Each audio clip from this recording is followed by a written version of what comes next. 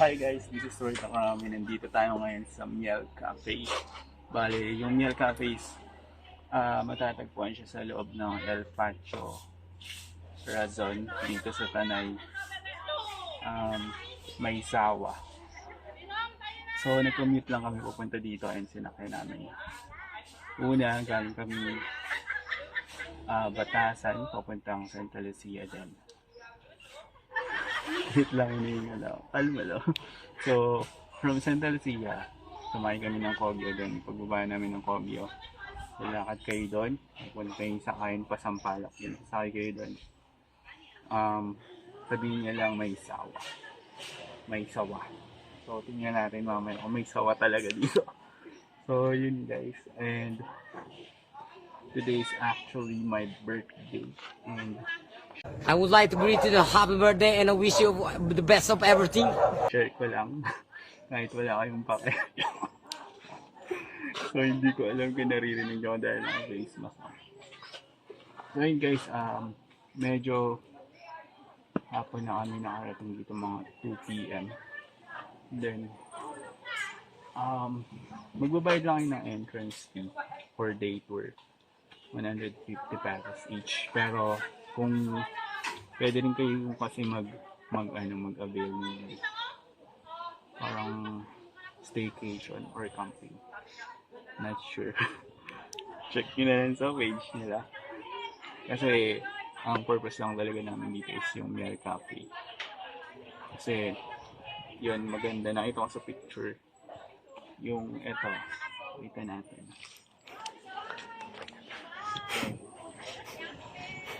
So, parang ang nasa loob ng aquarium or terrarium. Yan. So, maganda siya. Pag nasa loob. Parang ang nasa spaceship. Buzz looking alien! So, yan. So far, sulit naman yung maliwalas and masarap yung pakiramdam. Inimpress ko siya. Kasi ngayon sobrang init sa city. So, okay na pumunta kayo sa mga ganitong lugar. Mapuno. Yung tingnan nyo, may nakatulog na bata doon. Pakita natin yung bata nakatulog. Mindset ba? Mindset? So, sobrang presko ng pakiramdam dito. Nakatulog na yung bata doon. So, bilis kong hingagin. So, yun guys, mamaya, nagpapanood ako sa interview ng chef ng Miel Cafe. Nagbibigay siya ng more information kasi medyo konti pa lang nababasa ko dun sa Facebook page na.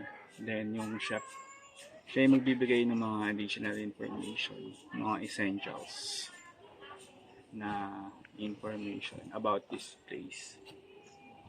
And yun guys, hopefully naririnig yung boses ko kasi walang hindi ko gamit yung iPhone sa yung mirrorless. First time kong ginamit tong isang camera. Then yun, mamaya na lang ulit. So a few moments later. so hi guys, nandito tayo ulit sa Miel Cafe. Kasama ko si Ate. Ate, ano pong pangalan niya? Marilyn. Si Ate Marilu. So, kanina pa natin nakikita si Ate Marilu. Sobrang sipag na talaga. Maya siya naglilinis. Kulang na lang. Si floor box yung mga lupa. So, Ate, ano ba yung mo dito? Yung experience mo dito sa lugar na to?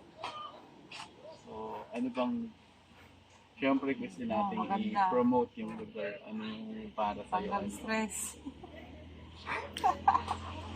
So yun, kaya pag halimbawa dito ka naglilinis ka or dito naglilinis ka, may multo ba dito? Wala na. Hindi kasi ako inaabot ng gabi. So hindi inaabot ng gabi. Hanggang ano ka lang dito? Mga pon.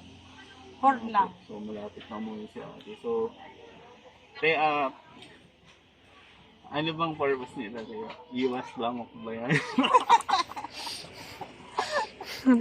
Iwas ba yung mga sa mga ano? Iwas dengue. So, iwas COVID. So, yun, Pero may sasabihin ka pa ba? So maraming salamat po ate sa pagpapuna. Pag pumunta kayo dito, so dalayan niyo naman si ate ng regalo. Anything. So yan si ate, napakasipag niya. So maraming salamat po ate. Hanggang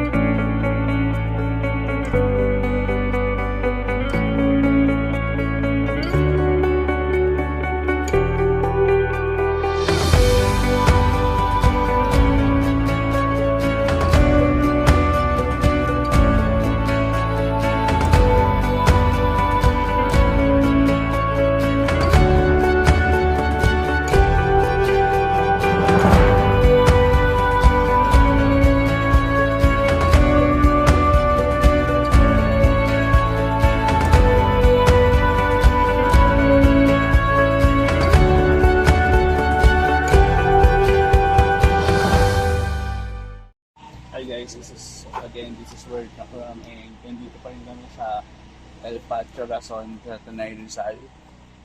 So, medyo pauwi na kami. Doon kami nagtagal sa Mears Cafe. Kasi doon talaga yung focus for today. Pero, bigyan ko lang kayo ng konting details about this place. So, day tour lang kami, 2 PM na kami nakarating. Pero, magbabayad kayo ng 150 and entrance each. So, para sa inyo 150 para makalibot kayo sa iba-ibang place dito, yung mga tourist attraction or yung mga pwede kayong mag-picture like yung makikita nyo mamaya. So, pero kung pupunta lang naman kayo sa Mears Cafe, hindi na kayo sa place na yun, hindi na kayo kailangan mag-entrance. Pero syempre kung gusto nyo maglibot, magbayad na rin kayo ng entrance para day 2 talaga. So, malibot yung place. Siyempre, kung galing pa kayo sa malayang lugar, mas okay na libutin nyo para mas sulit nyo. Yeah. So, yun, siguro, next time mas mahaba pa, mas detailed dito naman sa El Patio. So, nagpapasalamat ako dun sa kay chef ng Meals Cafe, pati dun sa mga staff na okay naman sila, mga makakayot sila, na interview ko sila isa-isa. Then papalabas din natin yung interview dito sa vlog. Then hopefully next time makabalik ako sa El Patio and matry yung camping para first hand experience yung, kumbaga pag nag-vlog yung camping vlog talaga. So hopefully tinatawagan ko yung management ng El Patio. Sana naman sponsor ng accommodation. Kahit tent accommodation. So, syempre mas okay kung mas maraming oras, mas maraming time mag-shoot, mag-video shoot, photo shoot, and syempre for the promotion ng place din. And ipopromote ko na rin yung page ko, PBM Studios. So, kanina nag-take kami ng mga photos and videos. And gagawa kami ng short promotional video for Meals Cafe. Montage, short montage. Pero, if ever makapag-camping kami dito, mas mahabang video to promote this place also and to help the owner of this business. Para mas marami pa yung ma-encourage na pumunta dito. So, hanggang dito na lang tayo guys, and that's the end of this birthday vlog. Hi, ako nga po pala si Mara Ortega. Nagtatrabaho dito sa Miel Cafe bilang isang cashier at isang server. Actually, all around kami. Yung binabalik-balikan po dito sa Miel, yung ambience po, yung food, yung coffee. Actually, yung bestseller po namin sa coffee yung hazelnut, salted caramel at saka Spanish latte. Then paggabi naman po marami po siyang lights, yung dome po namin, tapos yung bestseller po namin sa food, yung like pasta po, cream pasta and penny po. Okay, so please, punta po kayo, visit nyo po itong Miel para ma-enjoy din po kayo, ma-relax po kayo. Yun na po. Meron po kami mga campsite dito, pwede po kayo mag-overnight. Yun po, pwede nyo po isama yung family nyo, friends, yung loved ones nyo po. Yun po. Chef Lemuel, chef po sa Meal Cafe. Ang binabalikan po dito sa amin sa cafe po, good ambience po, and sa pagkain naman po, ang pinaka-bisili po sa amin, penny pasta po. Sa coffee naman po namin, ang mga bisili po sa salted caramel, and hazelnut, and Spanish latte po. Ang magaganda po yung mga view po namin dito, lalo paggabi. Okay naman po, may mga ilaw po, may mga dome po kami na pwede nyo pong puntahan. Hi, good afternoon. My name is Janeline Gallego. And I'm Rosemary. My name is Mara Ortega.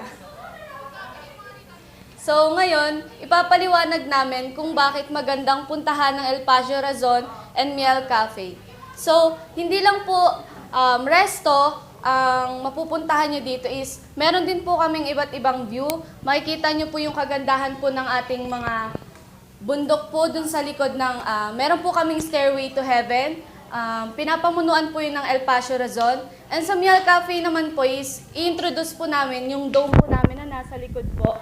And sa amin po is hindi lang po talaga puro food and cafe po yung makikita nyo. Kumbaga po, meron po kaming iba't ibang ambience and nakaka-relax din po dito. And pwede po kayong mag-bonding with your family and less stress na din po.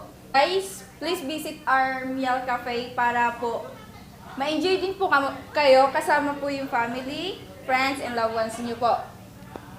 And as you can see, hindi lang po stairway to heaven ang meron kami. Meron din po kami kawa bath. And meron po itong two different type. There's ice bath and hot bath.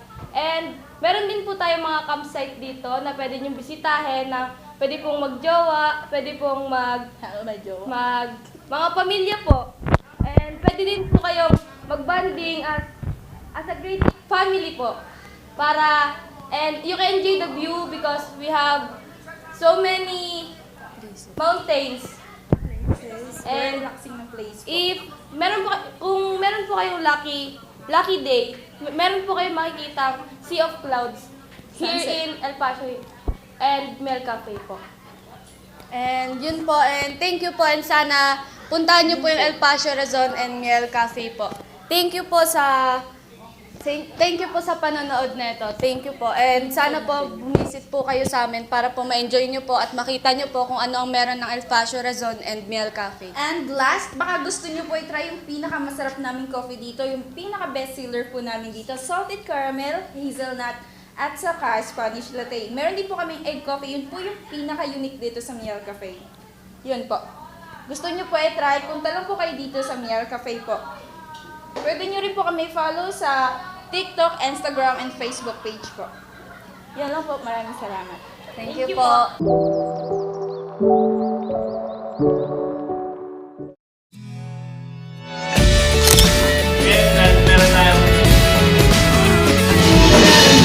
Hi guys, this is Bernard Ramen.